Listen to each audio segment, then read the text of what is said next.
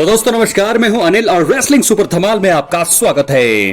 दोस्तों 6 जनवरी से WWE raw का नेटफ्लिक्स पर प्रसारण शुरू हो जाएगा। अब WWE हॉल ऑफ फेमर बुली रे ने दावा किया है कि रॉ के नेटफ्लिक्स प्रीमियर पर रिटर्निंग स्टार वापसी करके रोमन रेंस के मुकाबले में दखल दे सकते हैं। ये दिग्गज द रॉक हैं, जो कि आखिरी बार Bad Blood premium live event में नजर आए थे और वो तभी से WWE से दूरी बनाए हुए हैं। दोस्तों रॉक ने रेसलमेनिया 40 नाइट 1 में रोमन रेंस के साथ मिलकर टैग टीम मुकाबले में कोडी रोड्स और सेथ रॉलिंस को हराया था। फाइनल बॉस नाइट 2 में रोमन रेंस को अनडिस्प्यूटेड WWE चैंपियनशिप हारने से रोक नहीं पाए थे, लेकिन अब रॉ जो है रेसलमेनिया के बाद हुए रॉ में कोडी रोड्स को धमकी देने के बाद ब्रेक पर हैं। इसके बाद रॉक ने बैड ब्लड में शॉकिंग अपीयरेंस के बाद कोडी, रोमन और जिमी यूसो को इशारे में कुछ कहा था।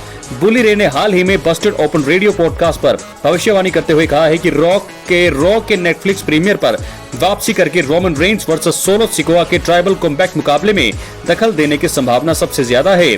बुली रे ने कहा, द रॉक की नेटफ्लिक्स पर वापसी होगी 1000%। मुझे लगता है कि रॉ के नेटफ्लिक्स पर पहले एपिसोड में कोई न कोई भूमिका निभाने वाले हैं। मुझे लगता है कि उन्होंने पहले शो के लिए काफी प्लान बना रखे हैं। मेरा मानना है कि पहले शो में लोगों की उम्मीद से ज्यादा चीजें देखने को मिल सकती हैं।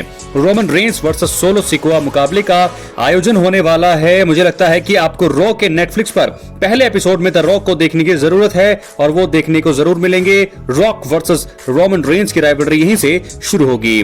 दोस्तों आपको बता दें कि WWE एनालिस्ट सैम रॉबर्ट्स ने भी नॉट सैम रेसलिंग पॉडकास्ट पर दावा किया है कि द रॉक 6 जनवरी को रॉ के नेटफ्लिक्स प्रीमियर एपिसोड पर वापसी करेंगे। उन्होंने कहा कि रोमन रेंस ट्राइबल कॉम्बैट मुकाबले में सोलो सिकोआ को हरा सकते हैं और मुकाबले के बाद द रॉक वापसी के बाद उन्हें कन्फ्रंट कर सकते हैं। सैम रॉबर्ट्स के अनुसार रोमन रेंस मुकाबले में सोलो सिकोआ को हराकर उला फाला हासिल करते हुए ट्राइबल चीफ बन सकते हैं। उसके बाद द रॉक वापस आ सकते हैं। रॉक जल्दी ही रिंग में आकर रोमन रेंस के साथ स्टेयर डाउन कर सकते हैं और शायद इसी तरह शो का अंत हमें देखने को मिल सकता है। तो दोस्तों इस प्रकार बहुत ही बड़ी भविष्यवाणी बुली रे, सैम रॉबर्ट्स और तमाम जितने भी रिपोर्ट्स हैं उसमें बताया जा रहा है कि रोमन रेंस के मैच में दखल देंगे रॉक।